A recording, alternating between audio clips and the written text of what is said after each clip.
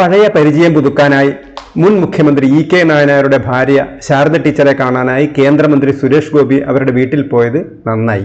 വലിയ സഖാക്കളൊന്നും ഇപ്പോൾ അങ്ങോട്ട് ചെല്ലാറില്ലത്രേ. നായനാരുള്ള സമയത്ത് തന്നെ അദ്ദേഹത്തിന്റെ മകൻ പിന്നാമ്പുറത്തെ ചില അഴിമതി കഥകളിലൂടെ പേര് കേട്ട ആളായിരുന്നു. ഏതായാലും അവനെ പാർട്ടിയുടെ വലിയ ആളാക്കണം എന്നായിരുന്നു ശാരദ ടീച്ചറുടെ ആഗ്രഹം. ചുരുങ്ങിയത് ഒരു MLA എങ്കിലും. പാർട്ടിയിലെ ഇപ്പോഴത്തെ മേലാളന്മാർ അത് നടത്തിക്കൊടുത്തില്ല. പണ്ട് അവർ അദ്ദേഹത്തിന് മുമ്പിൽ എത്ര ഓച്ചാനിച്ച് നിന്നിരുന്നെങ്കിലും. പക്ഷേ ചിരിക്കുന്ന നായനാർക്ക് പിറകിൽ ചിരിക്കാത്ത ഒട്ടേറെ കഥകളുണ്ട്. CPM എന്ന മനുഷ്യത്വരഹിതമായ പാർട്ടിയുടെ സംസ്ഥാന സെക്രട്ടറി ആയിരുന്നു അദ്ദേഹം. കേവലം ജനസംഘം അനുഭാവിയായതുകൊണ്ട് മാത്രം കൊല ചെയ്യപ്പെട്ട തലശ്ശേരിയിലെ വാടിക്കൽ രാമകൃഷ്ണൻ മുതൽ 200ഓളം പേർ ആ പട്ടികയിൽപ്പെടും.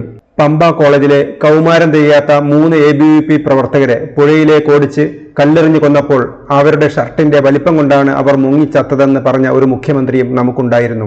സുരേഷ് ഗോപി BJP-ക്കാരനല്ലാതിരുന്നപ്പോൾ പലയിടത്തുകൂടെ കടന്നുപോയിട്ടുണ്ടാവാം. പക്ഷേ BJP-യുടെ കേന്ദ്രമന്ത്രിയായി അതുവഴി വരുമ്പോൾ പാപ്പിനിശ്ശേരിയിലെ അരവഴിയിലെ വിശ്വനാഥൻ എന്ന RSS പ്രവർത്തകന്റെ വീട് കൂടി ഒന്ന് സന്ദർശിക്കണമായിരുന്നു. നായനാരുടെ ശിഷ്യന്മാർ ഒരു കാരണവുമില്ലാതെ കൊന്നുതള്ളിയ യുവാവായിരുന്നു വിശ്വനാഥൻ. പഴയ സഖാവ്. ഈ പ്രസ്ഥാനത്തിന്റെ പേരിൽ ഒരാൾ കേന്ദ്രമന്ത്രിയാകുമെന്ന് അറിഞ്ഞിട്ടായിരിക്കില്ല അദ്ദേഹം ദേശീയ പ്രസ്ഥാനത്തിലേക്ക് എടുത്തു ചാടിയത്. അവിടുത്തെ എഞ്ചിനീയറിംഗ് കോളേജിലെ വിദ്യാർത്ഥികൾക്ക് സഹായഹസ്തമായി ഇറങ്ങിയതിനാണ് ആ യുവാവ് CPM നരാധമന്മാരാൽ കൊല ചെയ്യപ്പെട്ടത്.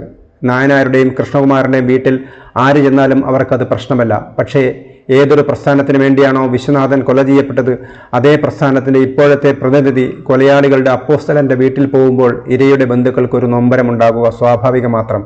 തലശ്ശേരിയിൽ നിന്ന് ഒത്തിരി ദൂരമുണ്ട് കല്യാശ്ശേരിയിലേക്ക്. എന്നാൽ ഗംഗാധരൻ എന്ന ABVP പ്രവർത്തകന് ഡിഗ്രി കഴിഞ്ഞ ഉടനെ സർക്കാർ സർവീസിൽ ജോലി കിട്ടി.